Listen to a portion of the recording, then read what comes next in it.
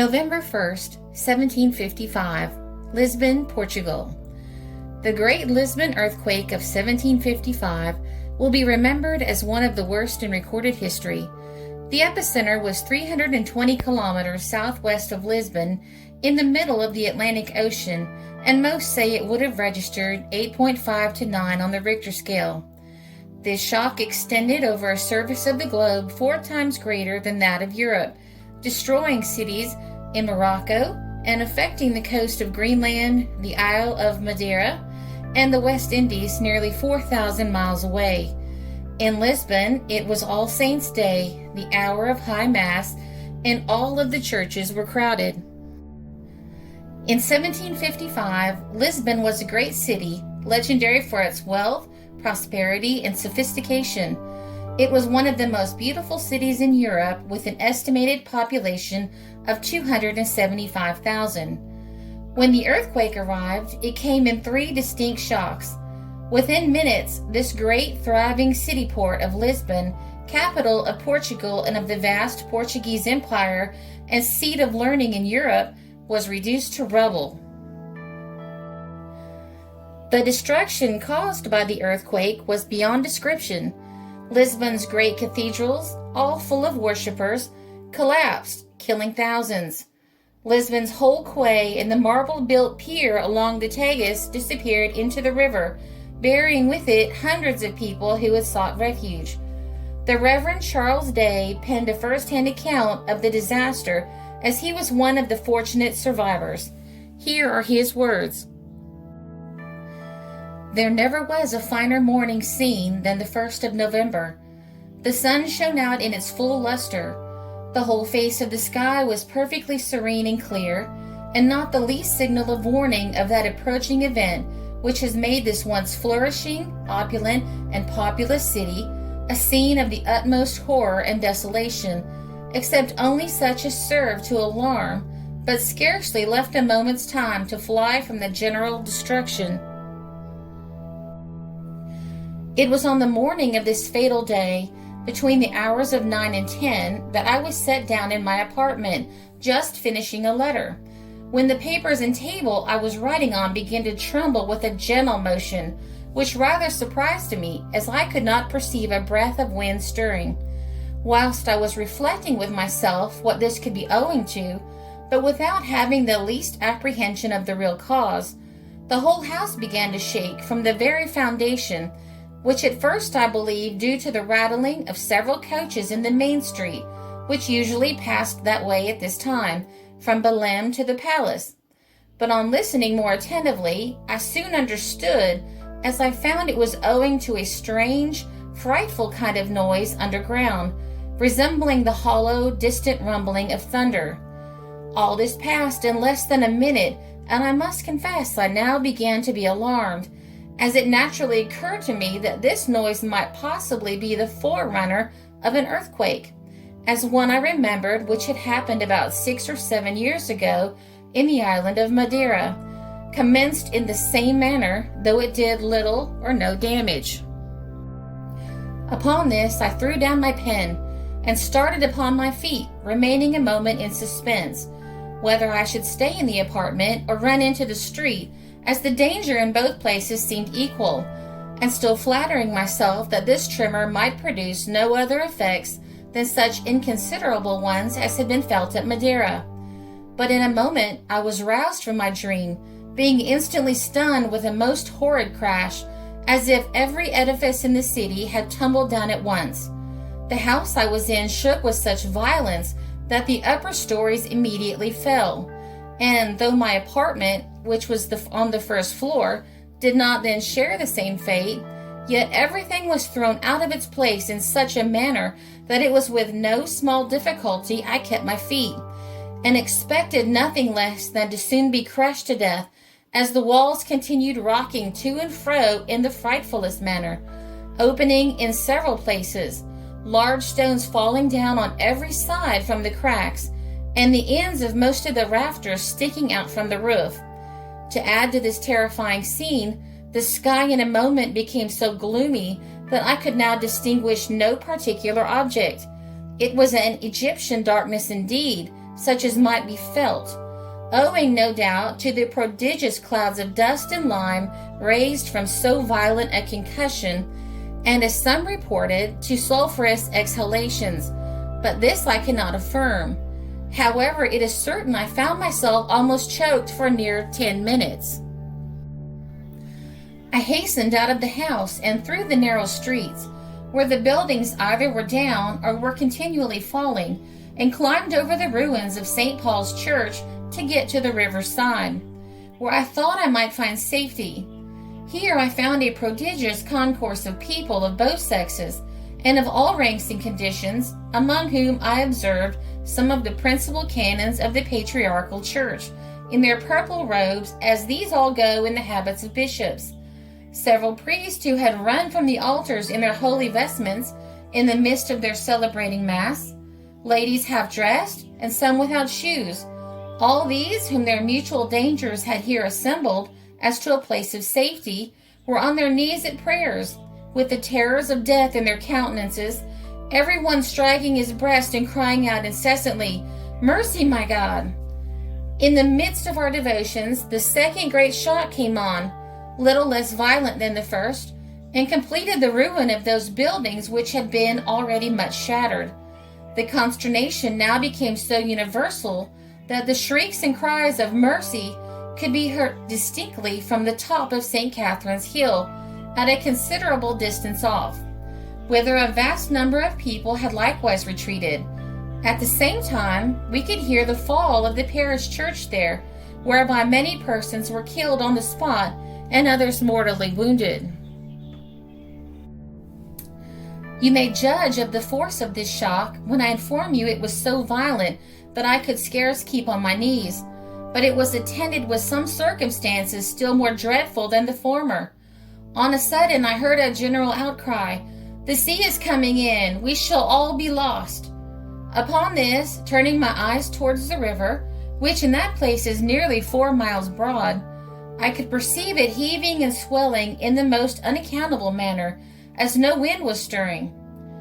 In an instant there appeared, at some small distance, a large body of water, rising as it were like a mountain.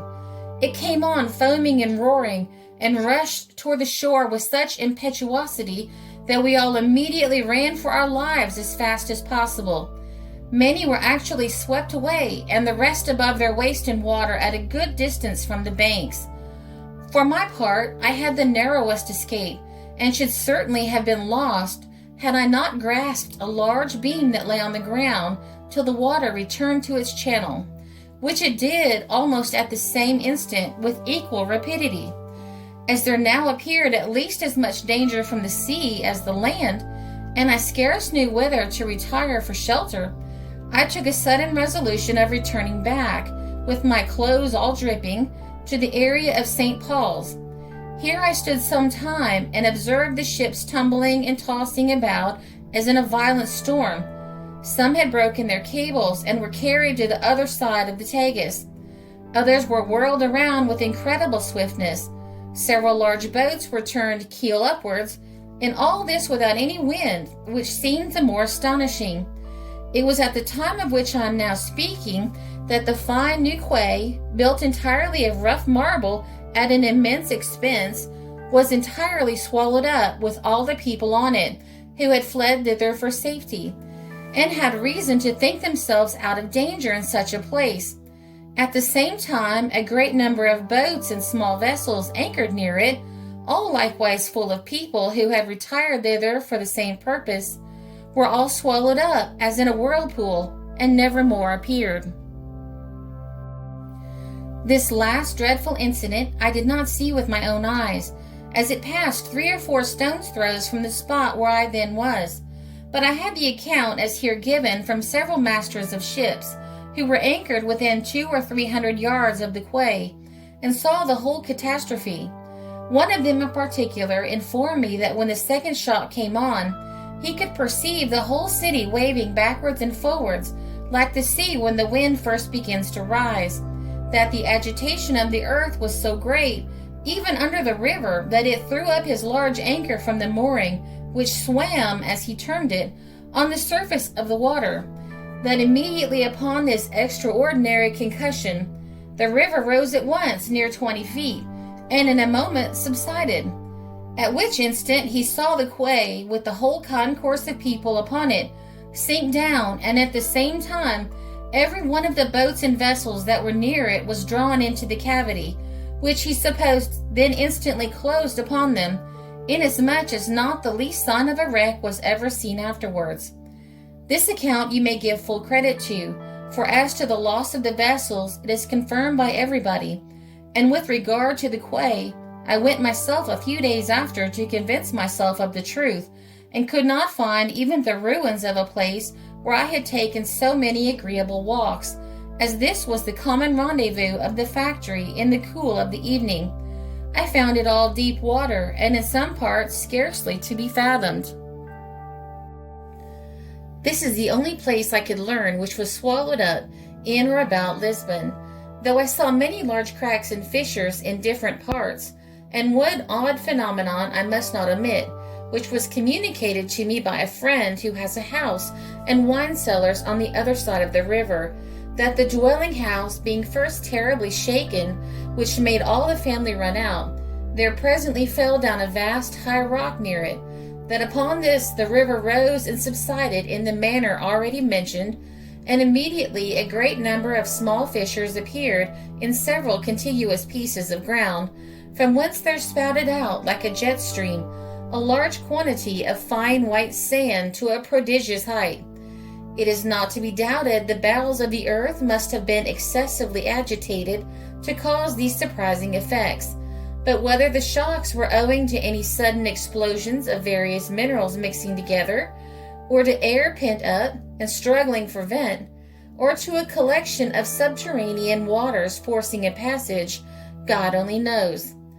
As to the fiery eruptions then talked of, I believe they are without foundation, though it is certain I heard several complaining of strong sulphurous smells, a dizziness in their heads, a sickness in their stomachs, and difficulty of respiration, not that I felt any such symptoms myself. I had not been long in the area of St. Paul's when I felt the third shock, somewhat less violent than the two former, after which the sea rushed in again and retired with the same rapidity, and I remained up to my knees in water, though I had gotten upon a small eminence at some distance from the river, with the ruins of several intervening houses to break its force. At this time I took notice the waters retired so impetuously that some vessels were left quite dry, which rode in 7 fathoms of water. The river thus continued alternately rushing on and retiring several times together, in such sort that it was justly dreaded Lisbon would now meet the same fate which a few years before had befallen the city of Lima. And no doubt, had this place lain open to the sea, and the force of the waves not been somewhat broken by the winding of the bay, the lower parts of it at least would have been totally destroyed. The master of a vessel which arrived here just after the 1st of November assured me that he really concluded he had struck upon a rock, till he threw out the lead and could find no bottom, nor could he possibly guess at the cause, till the melancholy sight of this desolate city left him no room to doubt of it. The first 2 shocks, in fine, were so violent that several pilots were of the opinion the situation of the bar at the mouth of the Tagus was changed. Certain it is that one vessel, attempting to pass through the usual channel, foundered, and another struck on the sands, and was at first given over for lost, but at length managed to get through. There was another great shock after this, which pretty much affected the river, but I think not so violently as the preceding, though several persons assured me that as they were riding on horseback in the great road leading to Belém, one side of which lies open to the river, the waves rushed in with so much rapidity that they were obliged to gallop as fast as possible to the upper grounds for fear of being carried away. I was now in such a situation that I knew not which way to turn myself. If I remained there, I was in danger from the sea. If I retired farther from the shore, the houses threatened certain destruction. And at last I resolved to go to the Mint, which, being a low and very strong building, had received no considerable damage except in some of the apartments towards the river. The party of soldiers, which is every day set there on guard, had all deserted the place, and the only person that remained was the commanding officer, a nobleman's son, of about 17 or 18 years of age, whom I found standing at the gate. As there was still a continued tremor of the earth, and the place where we now stood, being within 20 or 30 feet of opposite houses, which were all tottering, appeared too dangerous, the courtyard being likewise full of water, we both retired inward to a hillock of stones and rubbish. Here I entered into conversation with him, and having expressed my admiration that one so young should have the courage to keep his post, when every one of his soldiers had deserted theirs, the answer he made was, though he were sure the earth would open and swallow him up, he scorned to think of flying from his post. In short, it was owing to the magnanimity of this young man that the mint, which at this time had upwards of 2 millions of money in it, was not robbed. And indeed I do him no more than justice in saying that I never saw anyone behave with equal serenity and composure on occasions much less dreadful than the present. Perhaps you may think that the present doleful subject here concluded, but alas, the horrors of the 1st of November are sufficient to fill a volume. As soon as it grew dark, another scene presented itself little less shocking than those already described. The whole city appeared in a blaze, which was so bright that I could easily see to read by it. It may be said without exaggeration, it was on fire at least in 100 different places at once, and thus continued burning for 6 days together without intermission or the least attempt being made to stop its progress. It went on consuming everything the earthquake had spared, and the people were so dejected and terrified that few or none had courage enough to venture down to save any part of their substance. Everyone had his eyes turned towards the flames and stood looking on with silent grief, which was only interrupted by the cries and shrieks of women and children calling on the saints and angels for succor. Whenever the earth began to tremble, which was so often this night, and indeed I may say ever since, that the tremors more or less did not cease for a quarter of an hour together. I could never learn that this terrible fire was owing to any subterranean eruption, as some reported, but to 3 causes, which all concurring at the same time will naturally account for the prodigious havoc it made. The 1st of November being All Saints' Day, a high festival among the Portuguese, every altar in every church and chapel, some of which have more than 20, was illuminated with a number of wax tapers and lamps as customary.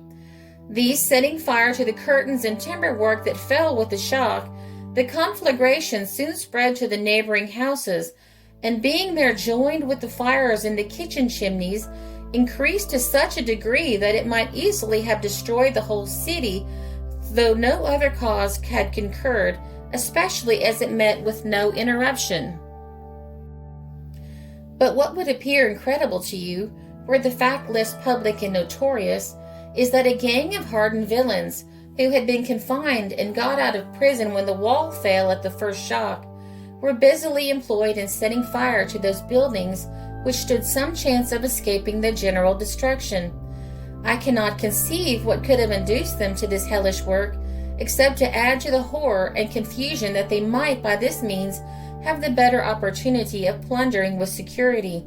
But there was no necessity for taking this trouble, as they might certainly have done their business without it, since the whole city was so deserted before night that I believe not a soul remained in it except those execrable villains and others of the same stamp.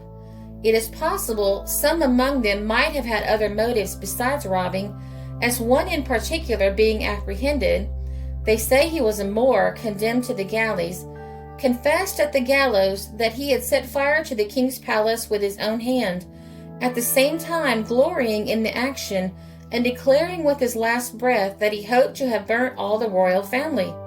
It is likewise generally believed that Mr. Bristow's house, which was an exceedingly strong edifice, built on vast stone arches, and had stood the shocks without any great damage, further than what I've mentioned, was consumed in the same manner. The fire, in short, by some means or other, may be said to have destroyed the whole city, at least everything that was grand or valuable in it. With regard to the buildings, it was observed that the solidest in general fell the first. Every parish church, convent, nunnery, palace, and public edifice, with an infinite number of private houses, were either thrown down or so miserably shattered that it was rendered dangerous to pass by them.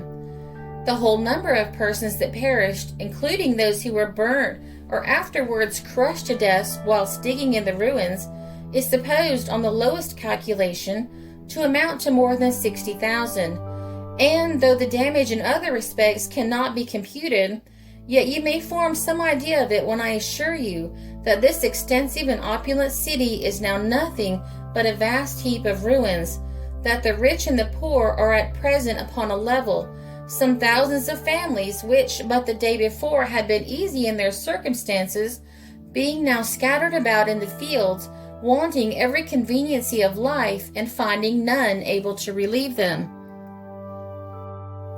His first-hand account of the disaster is simply horrifying.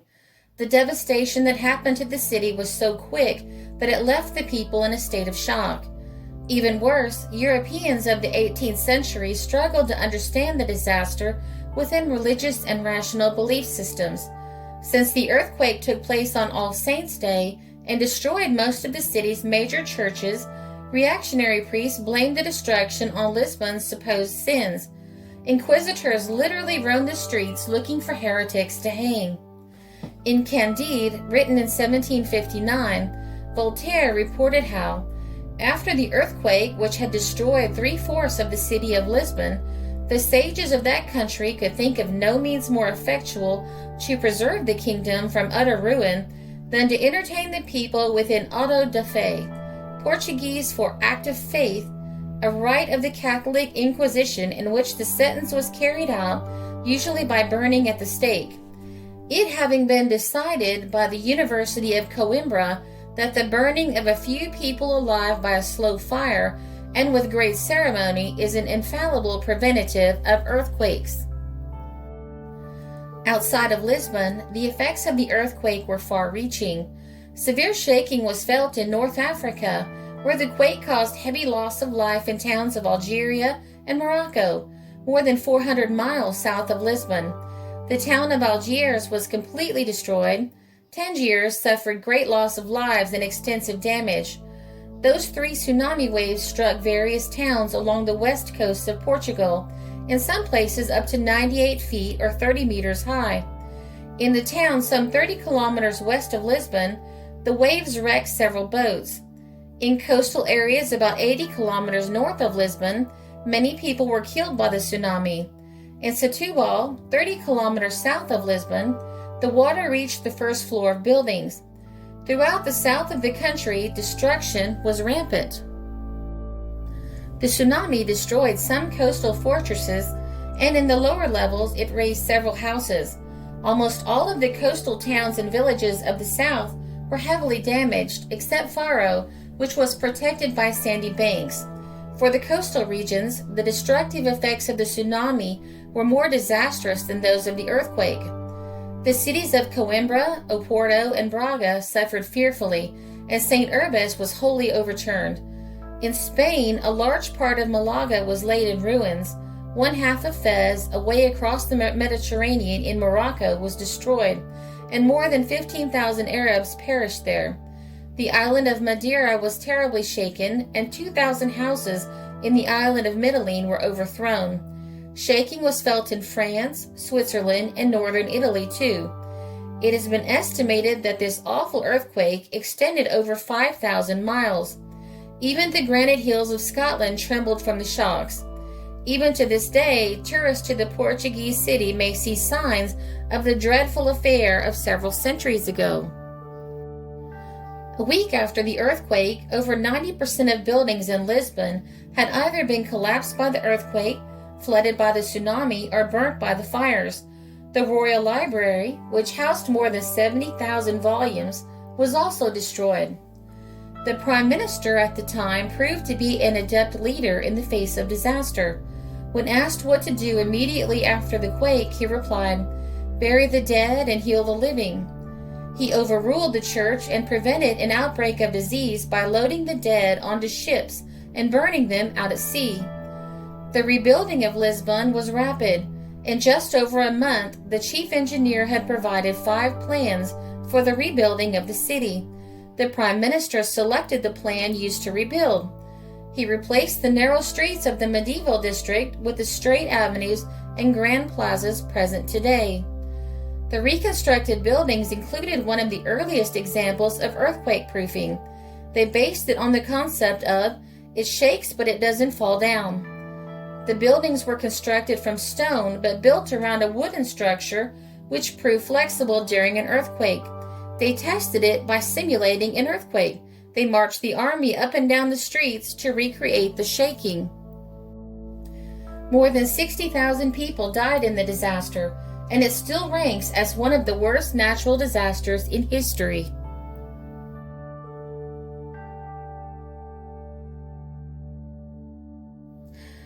This was published in the Alpena Weekly Argus, May 28, 1890, the El Paso Herald, November 1, 1913, the Helena Weekly Herald, August 19, 1875, the Milford Chronicle, June 2, 1905, the Semi-Weekly Herald, January 15, 1915, the Shoshone Journal, August 26, 1910, the Deming Graphic, May 26, 1906, the Indianapolis Times, November 1, 1930, the No Nugget, July 26, 1946, and the Reverend Charles Day's first-hand account of the disaster.